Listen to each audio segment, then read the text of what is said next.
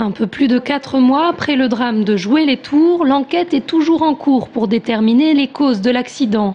Le procureur de la République, qui est allé rencontrer à nouveau les familles des victimes ce vendredi matin, n'a qu'un mot pour désigner leur état d'esprit, la colère. Comment un gendarme a-t-il pu perdre le contrôle de son fourgon au point de venir faucher une vingtaine d'enfants et d'enlever la vie à une fillette? La question reste entière. Pour autant, quelques éléments de réponse peuvent à présent être apportés grâce à l'expertise technique du fourgon. Le pneu arrière gauche était atteint d'une crevaison lente. On a découvert une vis dans le pneu et la pression au moment du constat fait par l'expert, la pression du pneu était très insuffisante par rapport à la pression donnée par le constructeur. Une pression de 0,9 au lieu de 4 au moment de l'expertise. Un pneu sous-gonflé qui pourrait expliquer en partie que le conducteur ne soit pas parvenu à rectifier sa trajectoire après avoir heurté le trottoir du rond-point.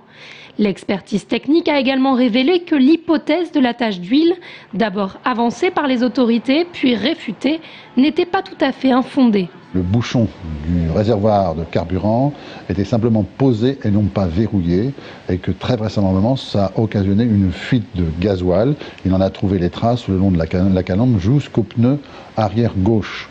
Et il fait le lien entre cette fuite de carburant et des traces qui ont été trouvées sur la chaussée à l'endroit où s'est produite la collision. Il y a des traces de gasoil qui sont tangentielles au trottoir, à l'endroit où le fourgon monte sur le trottoir.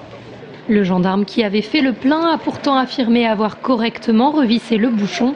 Pour éclaircir les zones d'ombre de cette enquête, la justice a lancé un nouvel appel à témoins et n'exclut pas d'avoir recours à une reconstitution.